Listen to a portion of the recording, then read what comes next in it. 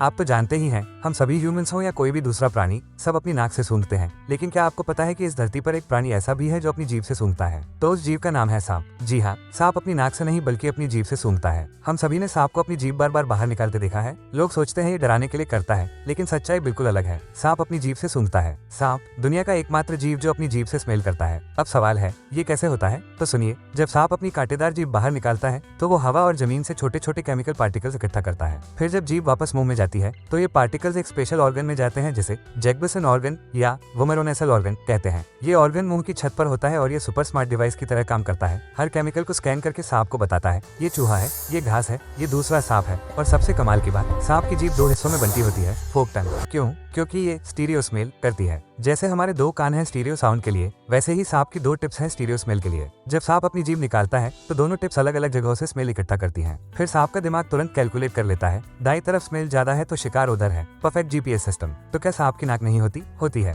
लेकिन वो सिर्फ सांस लेने के लिए है, थोड़ी बेसिक स्मेलिंग के लिए। असली काम तो जीभ करती है। सांप की आंखें कमजोर होती हैं और कान तो होते ही नहीं, तो सूंघने की पावर ही सांप की सबसे बड़ी ताकत है। इसी सुपर पावर से सांप शिकार ढूंढते हैं, दुश्मनों से बचते हैं, साथी ढूंढते हैं। एक चूहा भागे तो भी बच नहीं सकता, क्योंकि सांप उसके पैरों के निशान, उसकी स्मेल की ट्रेल को फॉलो करता रहता है। तो अगली बार जब सांप अपनी जीभ निकाले तो डरिएगा मत, वो बस आपको सूंघ रहा है। प्रकृति का सबसे एडवांस स्मेल डिटेक्टर। अगर आपको ऐसे ही मजेदार फैक्ट्स जानते रहना है तो यूनिवर्सलपीडिया को फॉलो करते रहिए।